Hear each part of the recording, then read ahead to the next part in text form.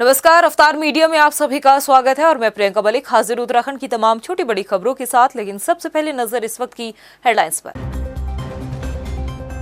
Dhami cabinet बैठक में 20 फैसलों पर लगी मुहर। सचिवालय प्रशासन ने सीधी भर्ती से भरे जाएंगे 90% पद। यूनिवर्सिटी ऑफ इंजीनियरिंग टेक्नोलॉजी का भी बदलाना। उत्तराखंड सरकारी और अर्ध सरकारी स्कूलों में बच्चों को मिलेगी मुफ्त किताबें। शिक्षा मंत्री धन सिंह रावत बोले, कक्षा 1 से 12वीं के 10 लाख से ज्यादा छात्रों को मिलेगा लाभ। प्रदेश में छात्र संघ चुनाव को लेकर माहौल गर्म। नामांकन के साथ चुनाव में अपनी अपनी जीत का दम भर रहे छात्र नेता। तो एनएसयूआई के लिए करण महाराणे की वोट अपील। और 22 से 24 दिसंबर तक देहरादून में चलेगा 3 दिवसीय पुलिस वीक। उत्तराखंड पुलिस मंथन चुनौती और समाधान थीम पर होगा मंथन। पुलिस जवान और आम जनता से लिए जाएंगे सुझाव। हेडलाइंस के बाद बुलेटिन में खबरें विस्तार से। मंगलवार को मुख्यमंत्री पुष्कर सिंह धामी की अध्यक्षता में कैबिनेट बैठक हुई है। बैठक में 20 प्रस्ताव आए। इस दौरान हिमाचल की तर्ज पर उत्तराखंड की नई हाइड्रो पावर पॉलिसी पर कैबिनेट ने मुहर लगा दी है। इसके साथ ही सचिवालय प्रशासन में अब 90% पद सीधी भर्ती से भरे जाने पर भी फैसला लिया गया है। बैठक में और क्या कुछ फैसले लिए गए हैं, इस रिपोर्ट में देखिए। सचिवालय प्रशासन के मामले में सचिवालय सुरक्षा सेवा नियमावली को लेकर संशोधन किया गया।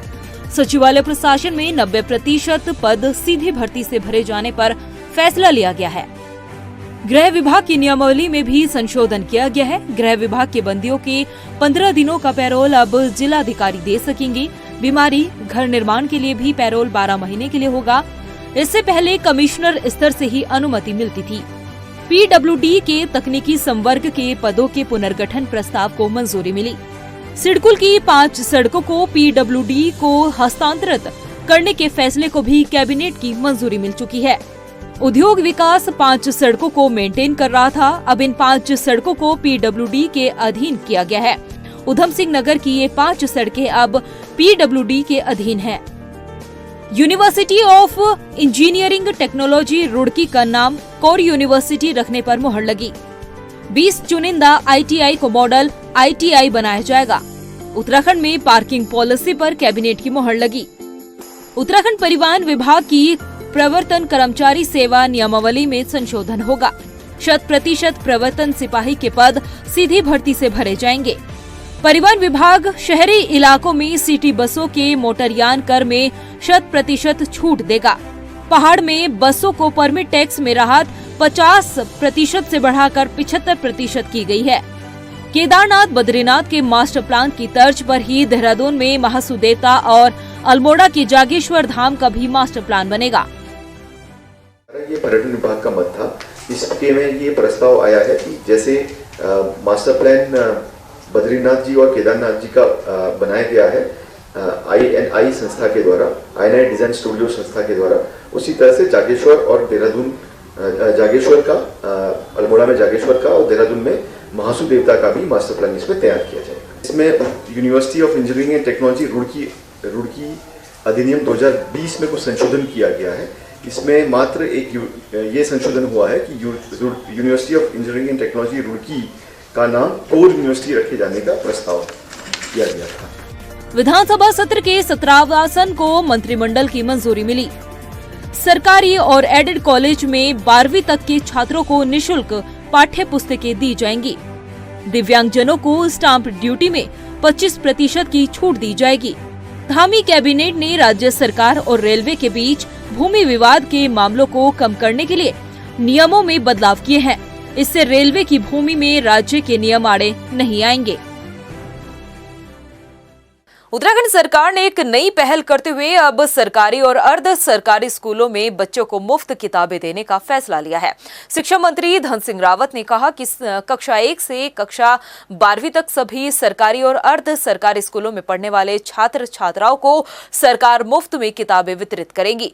शिक्षा मंत्री ने कहा कि ये व्यवस्था समाज के सभी लोगों के लिए लागू होगी और इससे 10 लाख से ज्यादा छात्रों को लाभ मिलेगा। जब मैं आया तो मैंने उनको सामान्य के लिए देखा। अब हमने एडिट स्कूल पर जा 40 करोड़ रुपए देंगे और सारे जितने एडिट विद्यालय जिनको सरकार अनुदान देती है यानी कुल मिला के पूरे प्रदेश में सब बच्चों को 1 से लेकर 12 तक के क्या हो जाएंगे। 2022 विधानसभा चुनाव में हार का मुंह देख चुकी कांग्रेस को अभी भी मुस्लिम यूनिवर्सिटी का दर्द सता रहा है। कांग्रेस के नेता कभी सोशल मीडिया तो कभी खुले मंच पर मुस्लिम यूनिवर्सिटी पर आए दिन बयान भी देते दिखाई देते हैं। हालांकि कांग्रेस के प्रदेश अध्यक्ष करण माहरा ने मुस्लिम यूनिवर्सिटी को लेकर बयान देने की बात से मुकर गए हैं। उन्होंने कहा कि कांग्रेस ने मुस्लिम यूनिवर्सिटी को लेकर कभी बयान नहीं दिया और जिन्होंने बयान दिया था उन्हें पार्टी से निष्कासित कर दिया गया है। वहीं मुस्लिम यूनिवर्सिटी के बयान को लेकर बीजेपी का कहना है कि कांग्रेस का काम ही तोड़-जोड़ की राजनीति करना रह चुका है, इसलिए उन्हें अब डर सताने लगा है कि मुस्लिम यूनिवर्सिटी के नाम पर फिर से लोगों को जवाब न देना पड़ जाए। हरीश रावत जी ने, प्रीतम सिंह जी ने, गणेश गोदियाल जी ने इस विषय में कोई बात ही नहीं रखी, ना ही हमारे अन्य नेताओं ने रखी। एक व्यक्ति विशेष ने उस बात को रखा और जिस तरीके से प्रधानमंत्री ने इस विषय को हरीश रावत के ऊपर चिपकाने का काम किया, क्योंकि हरीश रावत से भय था कि हरीश रावत और प्रीतम सिंह जो है सरकार लेके आने वाले हैं। जिस तरीके से हमारे नेताओं का नाम चस्पा किया गया उस मुस्लिम यूनिवर्सिटी को लेकर, उस बात को के क्लियरिफिकेशन की बात करने की बात हरीश रावत कर रहे हैं। उससे किसी प्रकार का कोई भय नहीं होता है और वो अच्छे मार्ग पे चलता है, उसको कोई भय भी कभी नहीं होता है।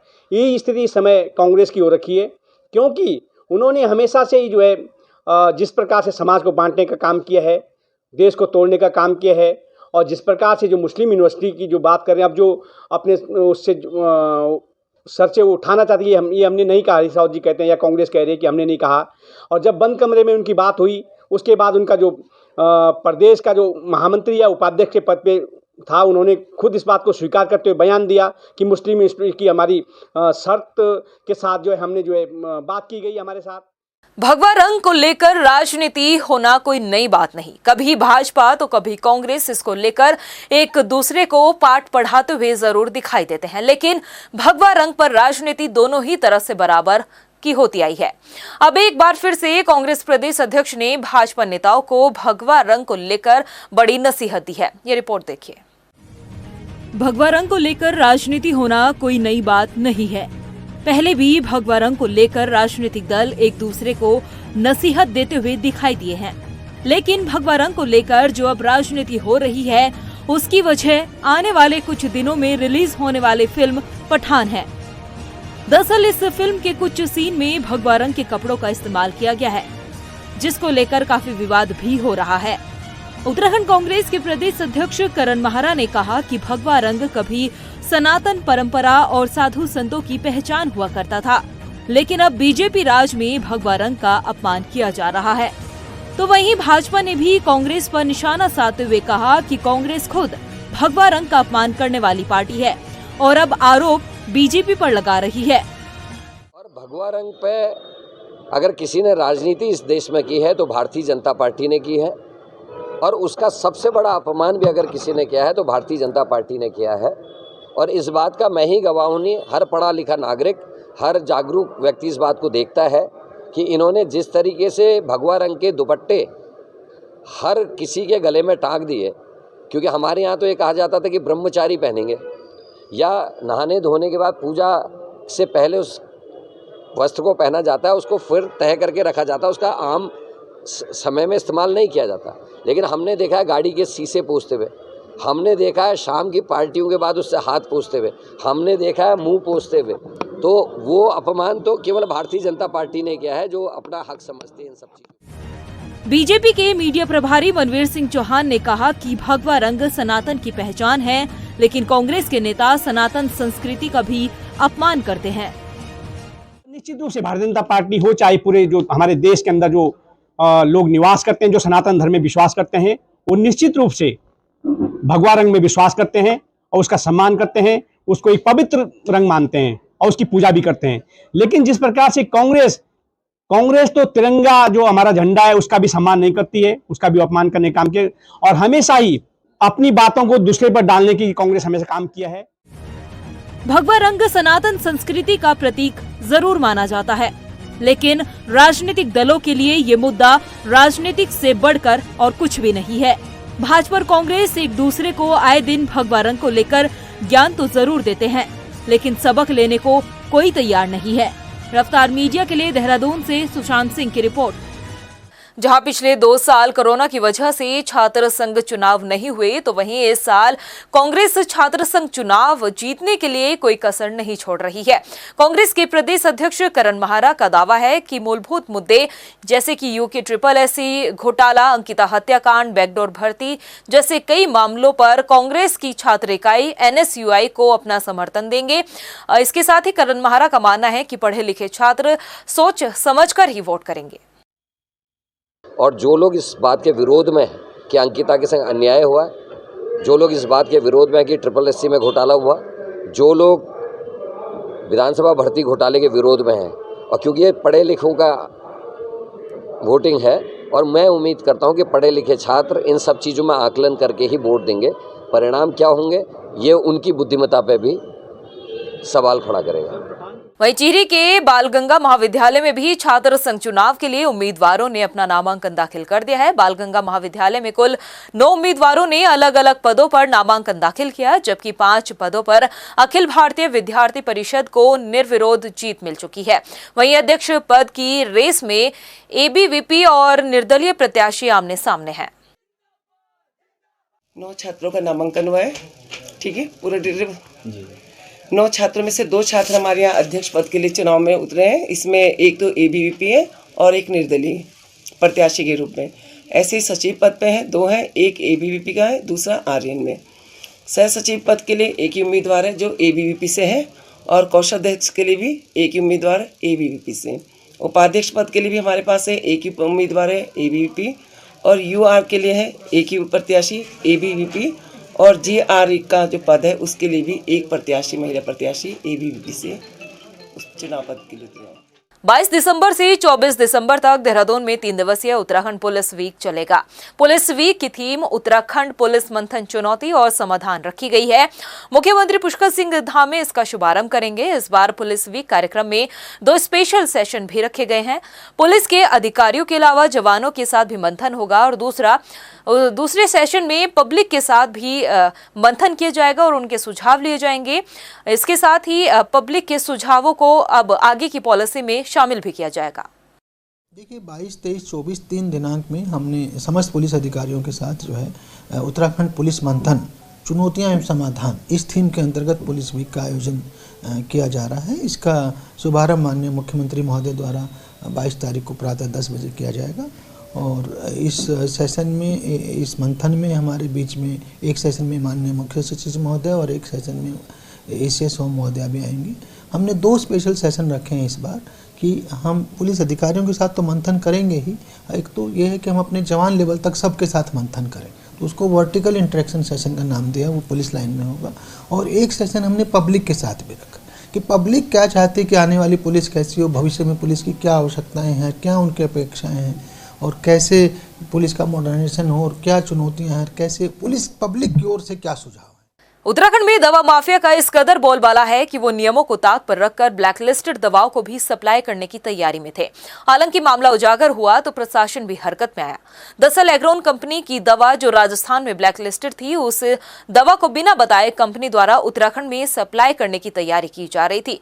मगर मामला संज्ञान में आते ही प्रशासन हरकत में आया, जिसके बाद खुद को फंसा दे कंपनी ने एक पत्र भी लिखा, जिसमें कंपनी द्वारा बकायदा ये कहा गया कि संबंधित दवा का जो टेंडर है उस दवा के टेंडर में ना जोड़ा जाए। इस मामले पर स्वास्थ्य महानिदेशक ने बताया कि एग्रोन कंपनी द्वारा गलत शपथ पत्र दिया गया है, जिसको लेकर अब आगे की कार्रवाई की जा रही है।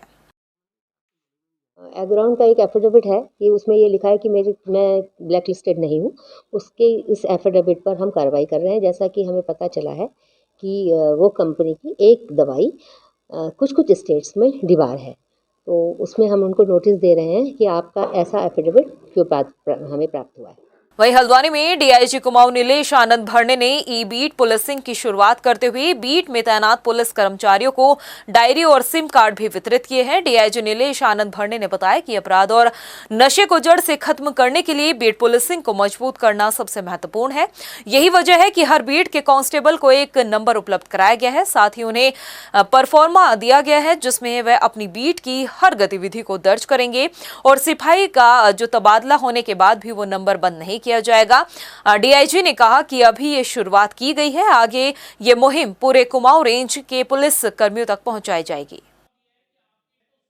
बहुत महत्वपूर्ण है। एक सिपाही उसका बीट का एरिया में अगर वो अच्छा काम करता है तो उस बीट के जो है महिलाओं की समस्या है, नशा, शराब, गिरफ्तारी, बरामदगी, लूट, अपराध, जनसंवाद, सीएलजी मीटिंग, व्यापार, ये अन्य सारी समस्याएं पूरी बीट से लगी होती है। जो उस क्षेत्र का क्राइम है, उस क्षेत्र के अपराधी है, उस क्षेत्र के अच्छे लोग हैं जो अच्छा कार्य करते हैं उस बीट में, तो ऐसे किस तरह से वो अपने क्षेत्र में बेहतर काम कर सकते हैं और अच्छा काम करने पर किस तरह उनका सम्मान होगा। चौराहे पर उनके पोस्टर लगेंगे, स्कूल कॉलेज में सम्मान किया जाएगा, व्यापार में, बाजार में उनका सम्मानित किया जाएगा। वहीं हल्द्वानी में श्रमजीवी पत्रकार यूनियन के कुमाऊं संवाद सम्मेलन में शामिल हुए सूचना महानिदेशक बंशीधर तिवारी ने पत्रकारों की अलग अलग समस्याओं को सुना और उनके समाधान के लिए आश्वासन भी दिया है।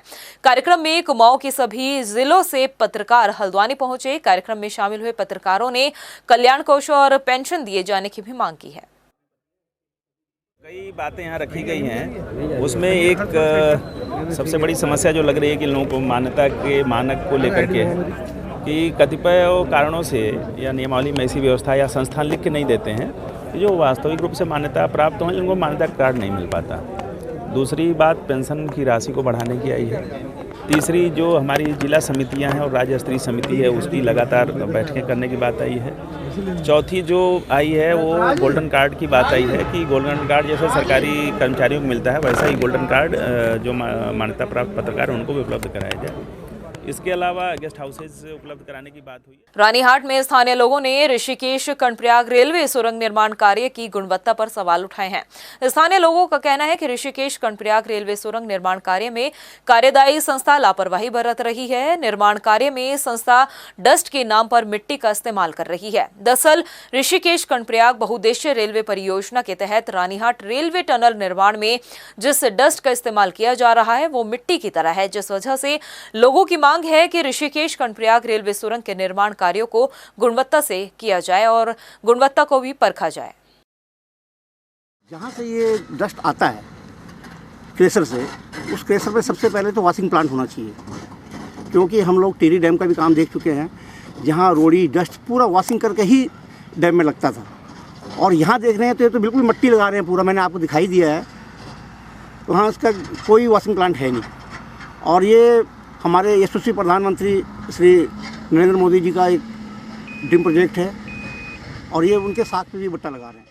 वहीं उत्तराखंड वक्फ बोर्ड के चेयरमैन शादाब शम्स रुड़की के रहमानिया मदरसे पहुंचे, जहां उन्होंने कार्यक्रम में हिस्सा लिया। इस कार्यक्रम के दौरान शादाब शम्स ने रहमानिया मदरसे को मॉडर्न मदरसा बनाने पर जोर दिया है। शम्स ने कहा कि मदरसे का कोई काम अभी अधूरा नहीं है, जो भी आगे अधूरे काम हैं उन्हें पूरा किया जाएगा। निर्माण कार्य पूरे होने के साथ ही रहमानिया मदरसा 3 हिस्सों में बांटा जाएगा, जिसमें छात्र छात्राओं के लिए अलग अलग शिक्षा की व्यवस्था भी की जाएगी, जिसमें बच्चे आधुनिक तालीम भी हासिल कर सकेंगे। बहुत सारा काम यहाँ अधूरा पड़ा है काफ़ी लंबे अरसे से, तो कई लोग अपने पास से कुछ पैसा यहाँ लगाना चाहते हैं, और मुझे लगता है कि अगर कोई देना चाहता है तो हम तो लेने वाले हैं, हम तो तैयार हैं। जो हमारी खिदमत करना चाहे, इन मदारिस में जो पैसा लगाना चाहे उसके लिए मोस्ट वेलकम है, और आवाम का काम है, आवाम को आगे आना चाहिए। और इसलिए हमने कहा है कि यहाँ कई सारे आर्किटेक्ट हैं, बिल्डर्स हैं, वो कह रहे हैं कि हम इस काम को मुकम्मल करना चाहते हैं, तो हमने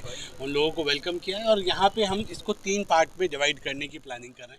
वहीं पौड़ी जिले के चौबट्टाखाल विधानसभा के सतपुलिस सरकारी अस्पताल का एक वीडियो वायरल हो रहा है, जिसमें अस्पताल के डॉक्टर साहब शराब के नशे में ड्यूटी कर रहे हैं। नशे में धुत डॉक्टर साहब ना तो मरीज को परेशान करने से बाज आए और ना ही 108 एम्बुलेंस सेवा में लगे कर्मचारी को भी परेशान करने से कोई चूक रही है। बिना मरीज को देखे डॉक्टर शिव कुमार ने तैश में आकर हायर सेंटर में मरीज को रेफर भी कर दिया।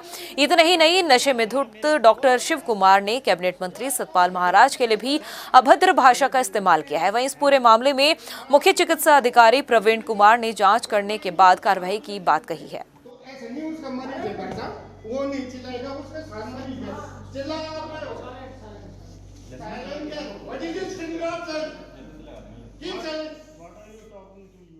संज्ञान में आज ही ये मामला आया है और तत्काल ही इसका संज्ञान लेते हुए जो वहाँ के प्रभारी चिकित्सा अधिकारी हैं उनको भी मेरे द्वारा आदेश जारी किए गए हैं कि संबंधित का जो है स्पष्टीकरण लेना सुनिश्चित करें। और जो 108 का जो हमारा कर्मचारी था उनसे भी स्पष्टीकरण प्राप्त किया जाएगा, क्योंकि मेरा मानना ये है कि जो गरीब जनता है उसको निश्चित रूप से अच्छा इलाज मिले, और विभाग की छवि खराब करने का तो अधिकार किसी को भी नहीं, चाहे वो हमारा डॉक्टर है, हमारा वार्ड बॉय है या जो है 108 का स्टाफ है। तो दोनों का वक्तव्य लिया जाएगा और नियमानुसार जो भी कार्रवाई बैठेगी दोनों में की जाएगी। वहीं मसूरी में उप जिलाधिकारी कार्यालय में विंटर कार्निवल को लेकर बैठक हुई है, जिसमें स्थानीय अधिकारियों के साथ व्यापारियों ने भी हिस्सा लिया।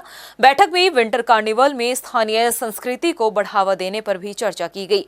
आपको बता दें कि इस विंटर कार्निवल में स्थानीय कलाकारों की मौजूदगी के अलावा कई आकर्षक प्रतियोगिताओं को भी शामिल किया जाएगा। विंटर कार्निवाल को लेकर के हमारी तैयारियां लगभग पूर्ण हो गई हैं। आज हमने यहाँ पर होटल एसोसिएशन, व्यापार मंडल, यहाँ के स्थानीय जो पार्षद हैं और जो हमारे सामाजिक कार्यकर्ता हैं और जो अधिकारी इसमें ड्यूटी पर हैं, उन सब के साथ जो है एक कोऑर्डिनेशन मीटिंग की है। और उस मीटिंग में हमने उनके कार्य दायित्व हैं, जो उप समितियों में जहाँ जहाँ उनका दायित्व है, उनके साथ शेयर किया है और इसको किस तरीके से बेहतर तरीके से संपादित किया जाना है, इस पर चर्चा हुई। लक्सर कोतवाली पुलिस ने बढ़ते कोहरे के मद्देनजर सड़क दुर्घटनाओं पर लगाम लगाने के लिए वाहनों में रिफ्लेक्टर लगाए हैं। हरिद्वार एसएसपी अजय सिंह के निर्देश पर वाहनों पर और सड़क किनारे रिफ्लेक्टर लगाए जा रहे हैं, ताकि कोहरे के वक्त सड़क हादसों पर लगाई जा सके। इसके साथ ही लक्सर तहसील सभागार में एसडीएम गोपाल राम बिनवाल की अध्यक्षता में तहसील दिवस का आयोजन किया गया, जिसमें फरियादी अपनी शिकायतें लेकर पहुंचे। इस मौके पर कई शिकायतों का मौके पर निस्तारण किया गया, बाकी की बची शिकायतों को संबंधित अधिकारियों को भेजा गया है। तहसील दिवस में अभी तक 10 शिकायतें प्राप्त हुई हैं और जिसमें 2 शिकायतों का मौके पर निस्तारण हुआ है। शेष शिकायतों को संबंधित विभागों को हस्तांतरित की गई है और सभी को निर्देशित किया गया है कि 1 सप्ताह के अंतर्गत उनका निस्तारण करके रिपोर्ट प्रेषित करें। जिलाधिकारी महोदय के द्वारा 1 नवंबर 2022 को जो तहसील दिवस यहाँ पर लक्सर में लिया गया था, उसमें लगभग 109 शिकायतें प्राप्त हुई थी, जिसमें से अधिकांश शिकायतों का निस्तारण हो गया है। रुड़की के आरटीओ ऑफिस के बाहर का सोशल मीडिया पर एक वीडियो वायरल हो रहा है, जिसमें कुछ युवक सड़क पर आपस में लड़ते हुए नजर आ रहे हैं। आप देख सकते हैं कि कैसे सड़क पर अफरा तफरी का माहौल बना हुआ है। वायरल वीडियो का संज्ञान लेते हुए पुलिस ने मामले की जांच शुरू कर दी है। घटना की जगह पर पुलिस बल को भी तैनात किया गया है। ये वीडियो हमारे पास अभी भी आया है और ये सूचना जो है थाने पे काफ़ी लेट से आई है, तो इसमें जांच पड़ताल अभी चल रही है। मौके पे हमारा जो हल्का प्रभारी है वो मौजूद है, आसपास के लोगों से पूछताछ कर रहे हैं। तो फिर जो वीडियो में जो लोग हैं, जो भी इस तरह का सार्वजनिक स्थान पे विधि विरुद्ध जो भी कृत्य करते हुए दिख रहे हैं, उनके विरुद्ध इसमें जो है कार्रवाई की जाएगी। वहीं लोहाघाट के नई बलाई प्राथमिक विद्यालय के प्रधानाचार्य की संदिग्ध परिस्थितियों में मौत हो गई है। पुलिस के मुताबिक लोहाघाट के रैनबसेरे के पास किराए के मकान में रह रहे प्रधानाचार्य का कमरा 2 दिन से बंद था। मकान मालिक ने पुलिस को इसकी सूचना दी। कमरे को जब खोला गया तो प्रधानाचार्य का शव कमरे से बरामद हुआ है। मौके पर पहुंची पुलिस ने शव को पोस्टमार्टम के लिए भेज दिया और आगे की जाँच शुरू कर दी है। आज ये मनोज जजरिया हैं, इनके द्वारा थाना में फ़ोन कर बताया कि इनके किराए में रहने वाले अखिलेश कुमार सन ऑफ सुरेश कुमार, ये कानपुर के हैं और बलई प्राथमिक पाठशाला में अध्यापक हैं। इनके द्वारा फ़ोन करके बताया गया कि लगभग 2-3 दिन से ये नहीं दिखाई दिए। तो आज जो है इनके द्वारा इनके दरवाजे पर जाकर जब दरवाज़ा खटखटाया तो इनके द्वारा दरवाज़ा नहीं खोला गया। तो किसी घटना की शंका को देखते हुए इनके द्वारा पुलिस को अवगत कराया और हम लोग जब मौके पर पहुंचे तो इसको दरवाजे को फिर हमने तोड़ के जब दरवाज़ा खोला जो कुंडे को, तो अंदर ये जमीन पर फर्श पर चित अवस्था में पड़े हुए मिले। अब प्रदेश की खबरों में इतना ही, फिर हाजिर होंगे कुछ खास खबरों के साथ। तब तक के लिए मुझे दे इजाजत, नमस्कार। धामी कैबिनेट बैठक में 20 फैसलों पर लगी मोहर। सचिवालय प्रशासन ने सीधी भर्ती से भरे जाएंगे 90% पद। यूनिवर्सिटी ऑफ इंजीनियरिंग टेक्नोलॉजी का भी बदला नाम। उत्तराखंड सरकारी और अर्ध सरकारी स्कूलों में बच्चों को मिलेगी मुफ्त किताबें। शिक्षा मंत्री धन सिंह रावत बोले, कक्षा 1 से 12वीं के 10 लाख से ज्यादा छात्रों को मिलेगा लाभ। प्रदेश में छात्र संघ चुनाव को लेकर माहौल गर्म। नामांकन के साथ चुनाव में अपनी अपनी जीत का दम भर रहे छात्र नेता। तो एनएसयूआई के लिए करण महारा ने की वोट अपील। और 22 से 24 दिसंबर तक देहरादून में चलेगा 3 दिवसीय पुलिस वीक। उत्तराखंड पुलिस मंथन चुनौती और समाधान थीम पर होगा मंथन। पुलिस जवान और आम जनता से लिए जाएंगे सुझाव।